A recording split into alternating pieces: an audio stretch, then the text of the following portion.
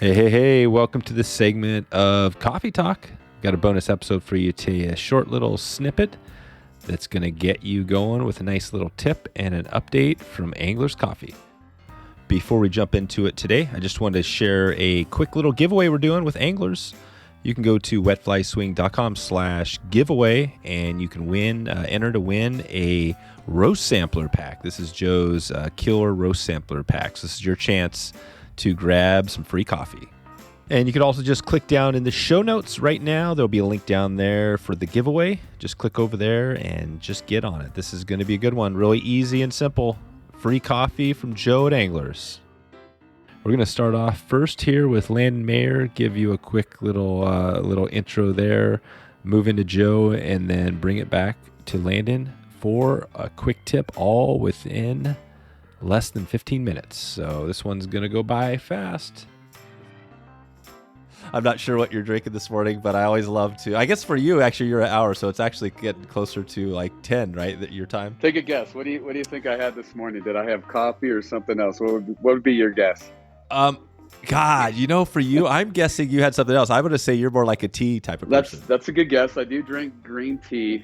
This morning, yeah. I'm actually diving into my wings. I'm drinking a Red Bull. Oh, I love that. See, this is what's beautiful about this, Landon, is that we're always in the process of looking for new sponsors and stuff like that, right. And this is like one of those things where it's like, okay, that's kind of an interesting thing. Let's see. There you go, Red Bull. So if Red Bull's out there, they want to support, and I know I was going to talk to you about that a little bit because I know you had some sponsors. I had some questions about some cool sponsors there that you're working with, But yeah, that's funny. So, but yeah, on the Coffee Talk, we always like to take it to just kind of going back to, again, our listeners and who's out there. And we had a question. And this one, I'm not sure if you can answer. And this was Tim in the Facebook group was talking about, and I'm actually not sure if you have one of your flies has this, but like feather wings on streamers. I mean, for a lot of people, that's tough. I mean, that's tough for me, getting those wings tight. Start there. Like, do you have any flies? Do you tie the feather wings on top? Is that something you are, kind of an expert at, or what's your take there? I'm not necessarily an expert at that. And I always consider myself a student, to be honest. Like if there's a new phase or a new way of tying the fly or going to these shows and learning from other tyers, I mean, that's what keeps us all able to give back and help other anglers become better anglers or other tyers become better tyers. And when you're dealing with feathers, a good example of that for me would be ostrich hurl. Ostrich hurl is incredibly difficult, and feathers are the same alike, because most of the time when you're dealing with feathers and fibers, you have a certain mold to the material or the feather itself, meaning that there's a curvature. And when you're tying streamers or you're tying an ostrich, anything that has feather and curvature to it, you want to match that to become the same curvature or the same silhouette of the body. So if there's a curve to the feather, and let's say it's slightly left, if I'm going to palmer that around the body, or if I'm going to make that a head or a schloppen or something I'm trying to build a base with, I want to make sure that two things. You want the curve to match the silhouette of the design. And then every time you wrap around, every time you rotate the feather around the hook shank, use your non-dominant hand to comb it out or massage it out. So you're molding the material in between wraps. And by doing that, it helps mold and keep control of the fibers and feather and allow it to really form the base or the part of the body or even the tail that you're looking for to make the design whole. Okay. That was a quick snip from Landon, just to wet your whistle a bit now. Let's hear from Joe at Anglers.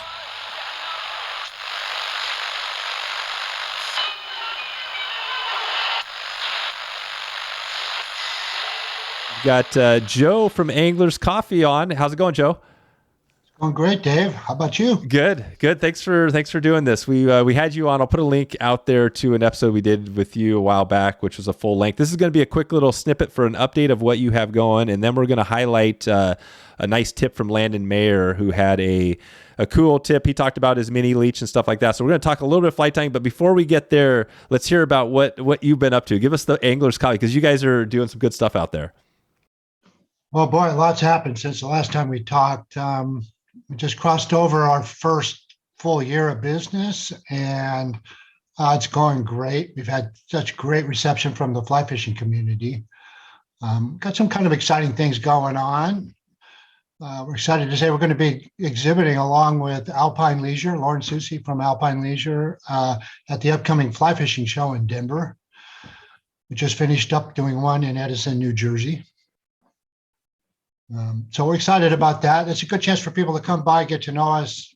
We're handing out some free samples of the dry dropper packets, and all the copies will be available and for sale there as well. Oh, perfect. So you're actually handing out, so people, if they go to the Denver show, they can get a free sample of your stuff.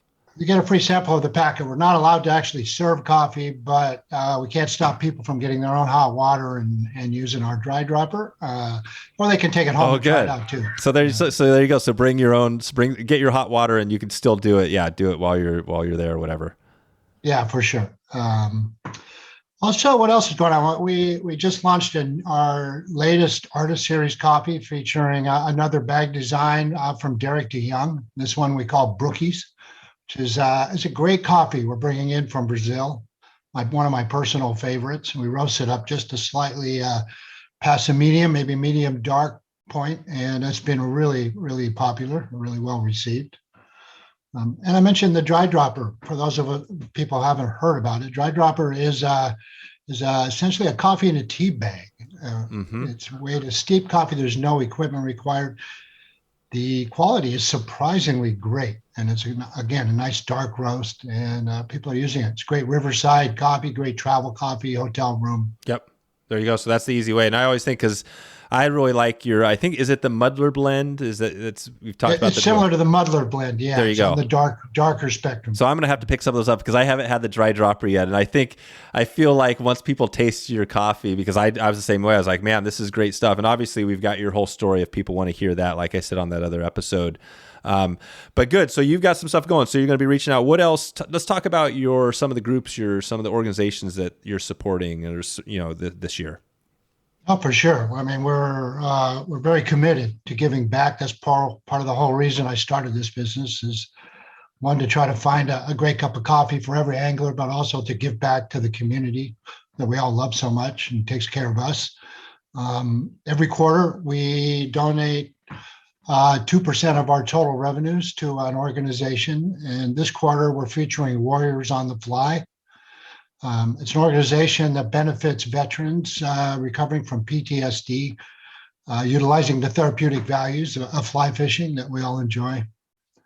In addition to that, the Artist Series coffees with the DeYoung design, we donate $1 a bag to Casting for Recovery.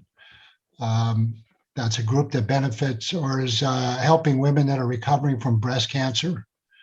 Great organization. We're proud to be a part of that. There you go.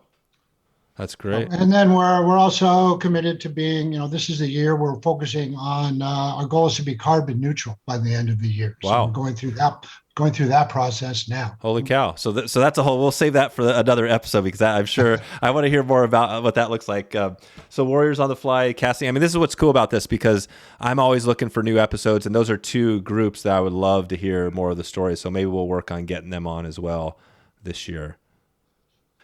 Nice. Well, I think, Joe, we're, I was going to do a quick snip. I think we got Landon coming on here in a little bit, and it sounds like you're going to be tying some of his mini leeches. What's your take on the mini leech? Has that been a good fly for you?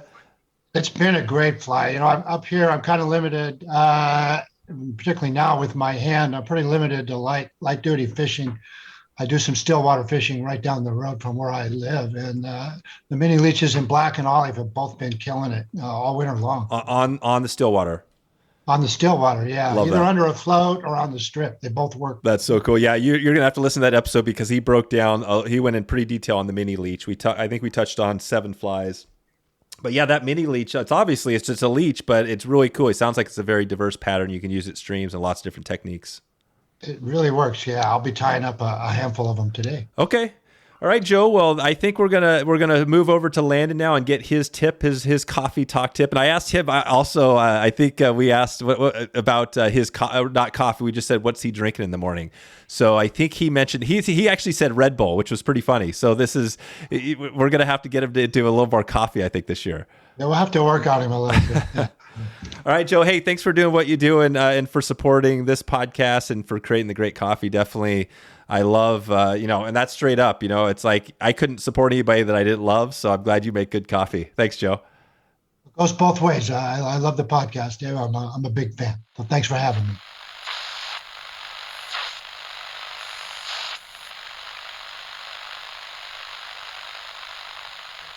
So basically, and that's part of and I always think as you're talking, I'm thinking of I guess we didn't talk about stoneflies this episode, but like the sofa pillow, sofa pillow is a big wing. I guess it actually has, I think that's more elk hair.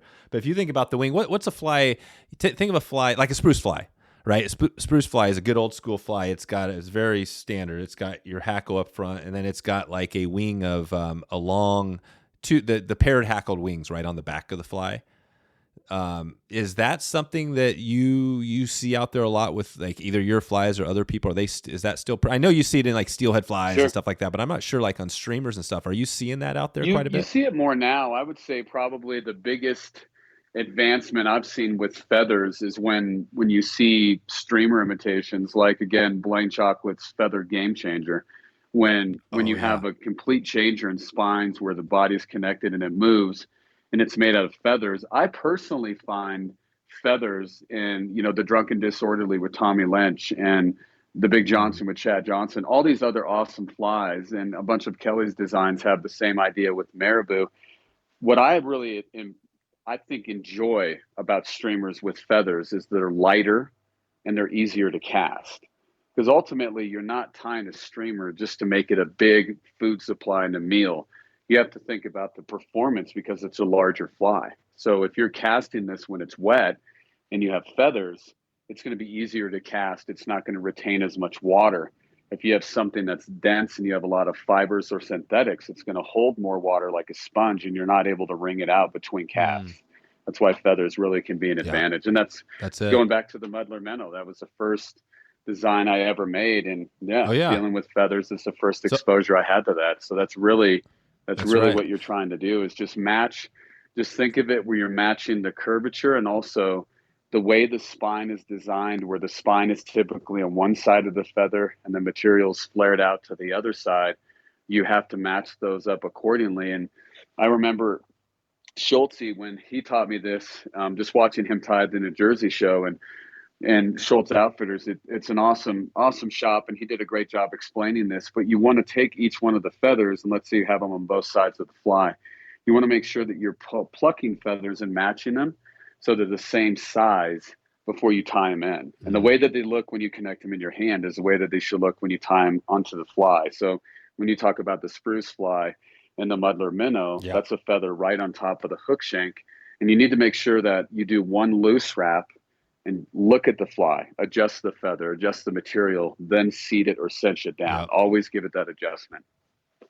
Gotcha. Yeah. So don't go your full strong finished tight wrap. You kind of do a loose one just to kind of and then adjust it and then come back with a tighter loop. Yeah. And I think somebody else, I can't remember. Again, these episodes for me all blend in, but somebody was also talking about where I think this is an easier way to secure these any material really, but at the base when you pluck it off, you instead of plucking it off clean, the hackle fibers, when you tie it in, you actually leave a little bit of like short little, because that actually you can secure the feather better. Is that something? True. That's a great tip. I'm not. Yep. Yeah, that kind of helps on.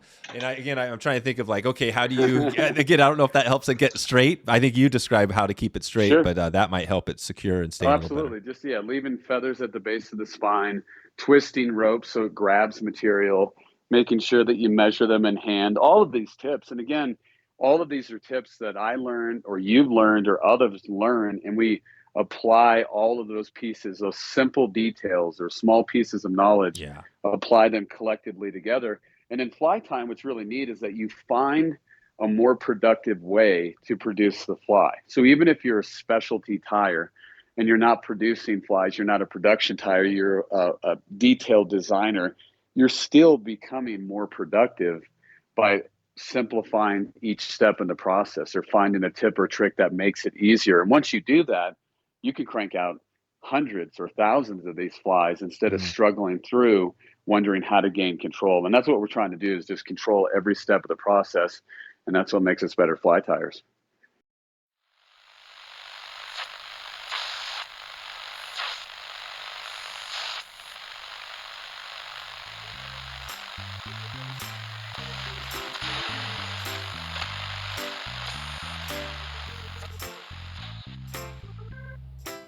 All right, that's a wrap. Landon and Joe from Anglers. Just a quick reminder before we get out of here, make sure to head over to wetflyswing.com/giveaway and enter to win a roast sampler from Anglers. You can also click down in the show notes and there'll be a link there to enter the giveaway. Really quick and easy. Just boom, boom, boom, and you can get some bonus shares. If you share it out, double share it, and you'll get even more entries. Check it out.